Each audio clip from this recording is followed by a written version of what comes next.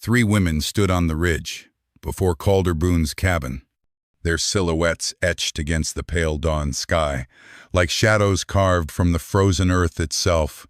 The winter morning held its breath around them, making the air so still that even the smoke from Calder's chimney rose straight as a prayer toward heaven.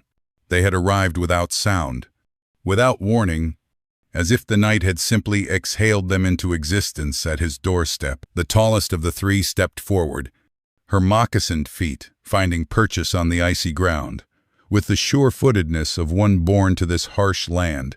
Her dark hair hung in two thick braids over her shoulders, and her eyes held the kind of steady resolve that comes from having endured more than most could imagine.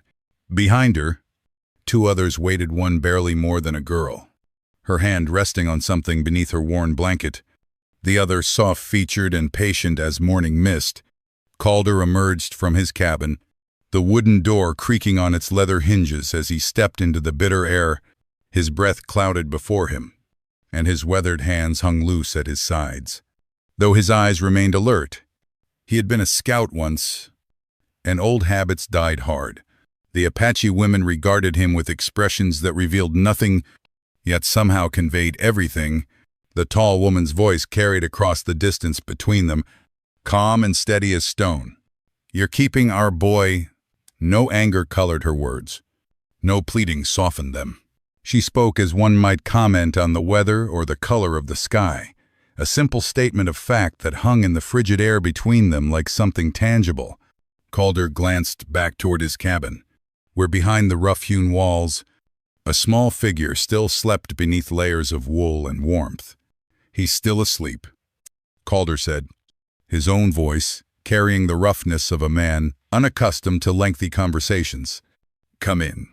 4 days earlier, something had pulled Calder from his usual morning routine, like an invisible hand tugging at his shirt. He had been splitting kindling beside his cabin when the feeling struck him, a restlessness that had nothing to do with the weather or the season or anything he could name. It was the kind of urging that came from somewhere deeper than thought, the sort of instinct that had kept him alive during his years as a cavalry scout in Apache country. The morning had been bitter cold, even for late January in Arizona territory, the kind of cold that made a man's bones ache and turned his breath to ice crystals before it left his lungs. Calder had lived alone in his cabin at Cinder Creek for nearly 8 years now, and in all that time, he had rarely felt compelled to venture far from his small domain. But that morning, something had been different. Something had called to him from beyond his fence line, insistent and impossible to ignore. He had saddled his mare, a sturdy sorrel named Copper, who had carried him through more adventures than either of them cared to remember, and set out across the frozen landscape. The snow lay thick and undisturbed, broken only by the delicate tracks of rabbits and the occasional larger prints of deer or elk. The world seemed empty of human presence, wrapped in the profound silence that only comes with deep winter in the high country. At the base of his property, where his split-rail fence met the open rangeland, Calder had found something that stopped him cold. A small figure lay curled against one of the fence posts, so still and quiet that for a moment he wondered if his eyes were playing tricks on him. But as he drew closer, the truth became undeniable and heartbreaking. It was a boy, Apache by his features and dress. Though his traditional clothing offered little protection against the brutal cold, the child's skin had taken on the bluish tinge of severe cold exposure, and his lips were cracked and colorless. His small body was curled in on itself, like a dying animal, seeking warmth that would not come. No tracks led to this place. No sign of how he had come to be here, alone, and dying in the wilderness. Calder had dismounted quickly, his hands already working at the buttons of his heavy wool coat, the same coat that had seen him through countless harsh winters. The one barrier between him and the killing cold. Without hesitation, he wrapped the garment around the boy's tiny form, then lifted the child with surprising gentleness for a man of his size and reputation. The boy weighed almost nothing, like holding a bundle of sticks wrapped in cloth. His breathing was so shallow that Calder had to press his ear close, to be sure the child still lived. There had been no time for questions, no pause for consideration. The boy needed warmth, food, and shelter, or he would be dead before the sun reached its zenith. Back at the cabin, Calder had worked with the focused efficiency of a man accustomed to crisis. He built up the fire until flames roared in the stone fireplace. Filling the single room with blessed heat, water was set to warm, and what little food he had was prepared with care-thin broth that would not overwhelm a starving stomach. Warm cloths to restore circulation to frozen limbs. The boy had remained unconscious through most of that first day, his small chest rising and falling with the fragile rhythm of one barely clinging to life. Calder cleaned the grime from his small hands and face, noting the calluses that spoke of hard work despite the child's young age, the small scars that told of a life lived close to the bone. Through it all, the boy never stirred, never spoke, never opened his eyes to acknowledge his rescuer's presence. On the second day, the child had awakened briefly, his dark eyes wide with confusion and fear. But when he saw Calder sitting nearby, something in the older man's weathered face seemed to calm him. Perhaps it was the gentleness in those pale blue eyes, or the patient way Calder offered water and broth, without forcing either. The boy drank carefully, ate sparingly, and watched his benefactor with the cautious intensity of a wild creature, trying to determine if it was safe or still in danger. Calder had not pressed for answers. His years in Apache country had taught him that trust was something earned slowly, and questions could wait until survival was assured. Instead, he simply remained present, a steady hand on a thin shoulder. When nightmares came, a calm voice, humming old cavalry songs when the silence grew too heavy. By the third day, some color had returned to the boy's cheeks.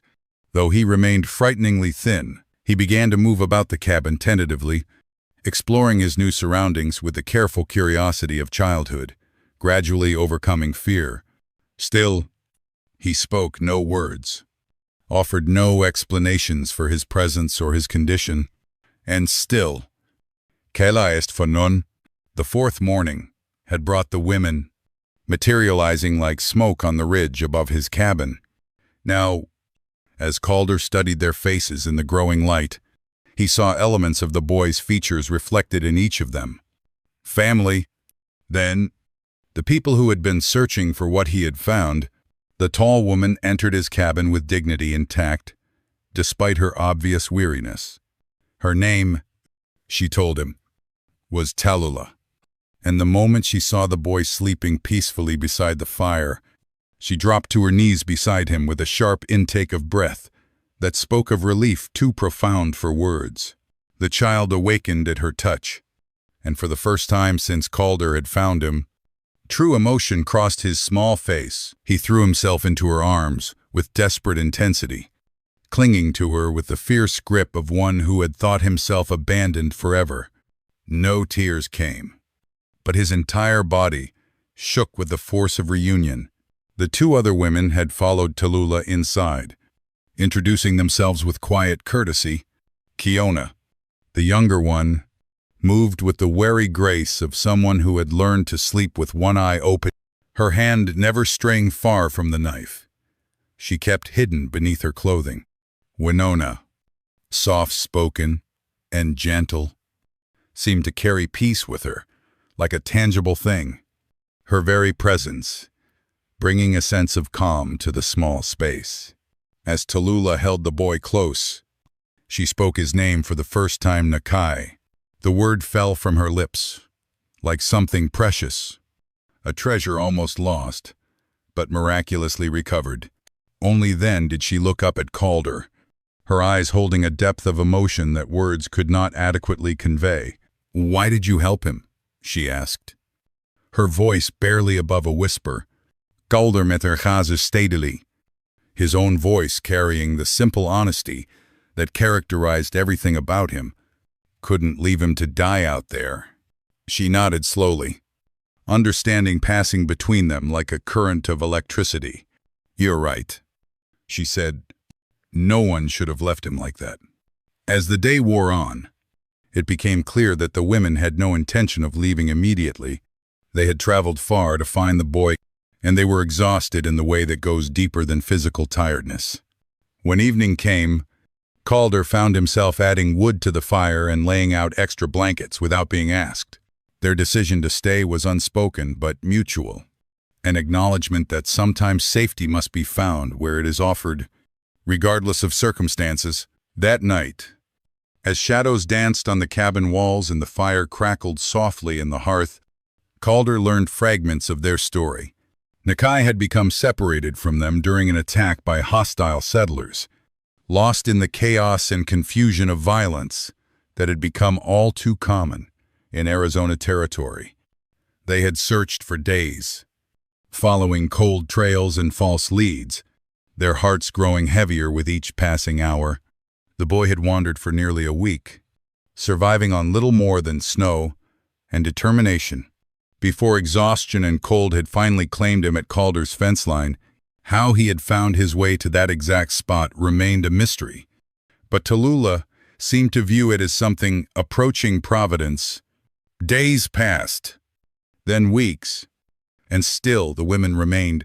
What had begun as a temporary shelter gradually transformed into something more permanent. Though no formal arrangement was ever discussed, Winona took over much of the cooking, her gentle hands turning simple ingredients into meals that filled the cabin with rich aromas and warmth. Kiona gradually relaxed her vigilant posture. Though her knife remained close at hand, and her eyes still scanned the horizon each morning for signs of trouble, Tallulah rarely left Nakai's side during those early weeks, as if afraid he might disappear again if she let her guard down. But as his strength returned and his confidence grew, she began to spend more time observing Calder, studying the way he moved through his daily routines with quiet competence and unhurried purpose. The boy himself began to thrive. Under the combined attention of his protectors, color returned to his cheeks, and his thin frame began to fill out as regular meals did their work. More importantly, the haunted look gradually faded from his dark eyes. Replaced by something approaching security, he began to follow Calder around the small homestead, mimicking his movements as the older man went about his chores, learning without being taught the rhythms of this new life.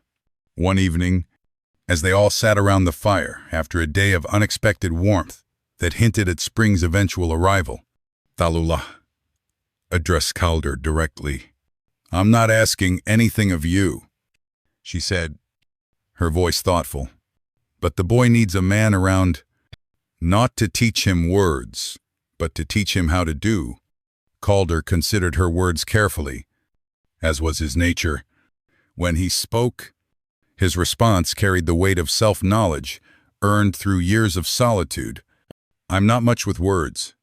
Never have been." Tallulah's lips curved in what might have been a smile, the expression transforming her severe features into something surprisingly beautiful. "You don't need to be. You just need to want to be there for him." From that night forward, she seemed to be everywhere. He was not intruding or demanding attention, but simply present. When he stepped outside to check on his few head of cattle, she would be there with a quiet word about the weather. When he split wood, she would sit nearby with some bit of mending. Her presence, a companionable warmth that he found increasingly welcome. Kiona, too, began to unbend. As winter slowly gave way to the promise of spring, her knife remained within reach. But she no longer slept, sitting up, and occasionally Calder would catch glimpses of the young woman. She might have been under different circumstances. She possessed a sharp intelligence and a dry sense of humor that emerged gradually as trust replaced wariness. Winona continued to move through their shared space like a gentle spirit, her soft humming filling quiet moments with something approaching joy. She had a gift for making their rough cabin feel like a home, arranging simple wildflowers in cracked pottery and keeping their few possessions organized with loving care. The first real test of their unusual arrangement came on a day in early March. When strangers appeared on the horizon, 3 white men rode up to the cabin. With the aggressive confidence of those who believed their authority came from the color of their skin, rather than any legitimate source, their leader, a thin man with cold eyes and a badge pinned to his vest, demanded explanations and insisted that Calder hand over the ones who don't belong. For a moment, tension crackled in the air. Like electricity before a thunderstorm, the Apache women stepped up beside Calder, their faces showing no fear. Their bodies arranged in a line of silent resistance. Kiona's hand found her knife, while Tallulah placed herself protectively in front of Nakai, who had pressed himself against Calder's side.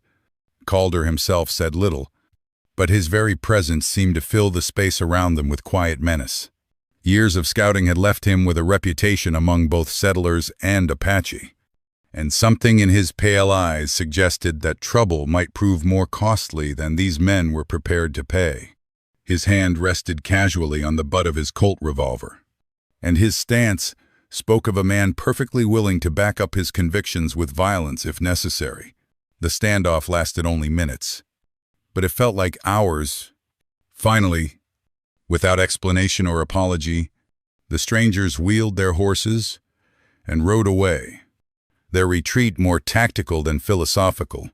They might return with reinforcements, or they might decide that one isolated homestead was not worth the potential consequences. Only time would tell.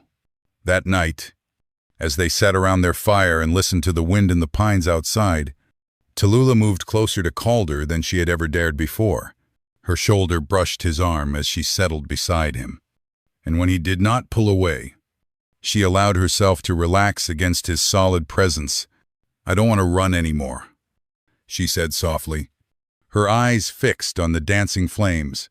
Calder turned to look at her, seeing in her face all the weariness of a people displaced and hunted, all the strength of a woman determined to protect what mattered most to her. And something else, something that spoke of hope, despite everything she had endured. "Then stay," he said simply. Spring arrived with a rush of wildflowers and green grass, bringing with it a sense of renewal that seemed to touch everything around the small homestead. They planted a garden together, Winona sharing her knowledge of which plants would thrive in their high valley, while Kiona surprised everyone by revealing a talent for coaxing chickens to lay more eggs than seemed mathematically possible. Nakai grew stronger by the day, his laughter becoming a common sound around the cabin as he invented games and explored every corner of his new world with boundless curiosity. One morning in late April, as he helped Calder repair a section of fence damaged by winter storms, he looked up with the sudden seriousness that sometimes overtook children when they were grappling with important questions. "Can I call you father?" he asked, his voice barely audible above the sound of their hammering. Calder stopped his work and stared down at the boy, feeling something tight and painful loosen in his chest. For a long moment, words seemed inadequate to the enormity of what was being offered. Then he managed to smile and reached out to ruffle the child's dark hair. "Ain't you already doing that?" he said gently. Throughout the spring and into early summer, their life together took on rhythms that felt as natural as breathing. They worked together, ate together, and sat together in the evenings sharing stories, or simply enjoying the comfortable silence that comes when people truly belong in each other's presence. Gradually, Calder began to notice changes in Tallulah that had nothing to do with the changing seasons. She moved with a new kind of careful grace, her hand often resting protectively over her stomach, and there was a glow about her that spoke of life being nurtured within. One evening in late July, as they sat watching the sun set over the mountains that ringed their valley, she took his weathered hand and placed it gently over her belly. Her eyes met his in the fading light, and her voice carried the weight of dreams, being spoken aloud for the first time. "There's going to be one more of us," she said softly. Calder felt movement beneath his palm, the flutter of new life, making itself known, and something in his expression shifted, like clouds parting to reveal sunlight. He tightened his hand gently over hers, his thumb tracing small circles over the fabric of her dress. That was all that needed saying. No vows were exchanged. No formal ceremony held to mark the occasion, but that night, and every night thereafter, Tallulah came to his bed and slept peacefully in his arms, while the summer wind whispered through the pines outside their window. As autumn painted the aspens gold and red, their small family prepared for the winter ahead with the quiet confidence of people who had found their place in the world. Firewood was stacked high against the cabin walls. The garden's harvest was preserved and stored. The chickens were fat and content in their repaired coop. Nakai had grown strong and brown from his summer adventures. His laughter now, as much a part of their daily soundtrack as the wind in the trees or the crackle of their evening fire. Kiona smiled readily now, her wariness replaced by the easy confidence of someone who knew she was both valued and protected. Winona hummed constantly as she went about her tasks. Her gentle presence, the heart around which their household revolved, and Tallulah, growing round with their coming child, moved through their shared spaces with the serene satisfaction of a woman who had found home at last. Sometimes Calder would catch her watching him as he worked, her expression soft with contentment, and he would marvel at the strange turns life could take when a man was willing to follow his instincts rather than his fears. On quiet evenings, as they sat around their fire and listened to the night sounds of their valley, Calder sometimes thought back to that cold morning when something had compelled him to ride out beyond his fence line. He had been a man alone then, resigned to solitude and expecting little from the years ahead. Now he was father to a boy who had needed saving, partner to a woman who had needed a place to rest, and part of a family that had formed itself around the simple act of caring for someone in need. The Apache women who had stood at his door that dawn morning had asked for nothing more than their boy's safety. In return, they had given him everything he had never known he was missing. As winter approached once again, and their second child grew within Tallulah's womb, Calder Boone found himself grateful for whatever force had urged him from his cabin that frozen morning, leading him to a small figure curled against his fence, and changing the course of all their lives forever. Their daughter arrived during the February blizzard of 1883, her first cries echoing through the cabin as snow piled against the windows and wind howled through the pines. Tallulah labored with the quiet strength that characterized everything she did, while Winona's gentle hands guided new life into the world with the skill of one who had delivered many babies in her lifetime. They named her Ayana Eternal Blossom, for she had bloomed in the depths of winter when the world seemed most barren. Nakai took to his role as big brother with fierce protectiveness. Appointing himself Ayana's guardian in shadow, he would sit beside her cradle for hours, singing softly in Apache while she slept, his young voice weaving stories of brave warriors and wise grandmothers into lullabies that seemed to calm even her most restless moments. Calder often found them together in the early morning light, the boy's small hand resting gently on his sister's back as she breathed in the peaceful rhythm of innocent sleep. As the seasons turned and their children grew, the little homestead became known throughout the territory as a place where travelers could find honest shelter and a warm meal. Word spread along the hidden networks that connected scattered Apache bands and sympathetic settlers alike. Calder Boone's place was safe ground, neutral territory where differences were set aside in favor of basic human decency. Kiona revealed an unexpected talent for trading, her sharp mind for numbers and keen eye for quality, making their small operation surprisingly profitable. She would ride to the territorial capital twice each season, returning with supplies, news, and increasingly respectful treatment from merchants who had learned that her quiet demeanor masked a steel-trap intelligence, and an absolute refusal to be cheated. Winona's garden became legendary among their neighbors, producing vegetables of impossible size and sweetness, even in the harsh mountain climate. She taught Ayana to speak with plants, to read the subtle signs that indicated when rain was coming or when the frost would arrive early.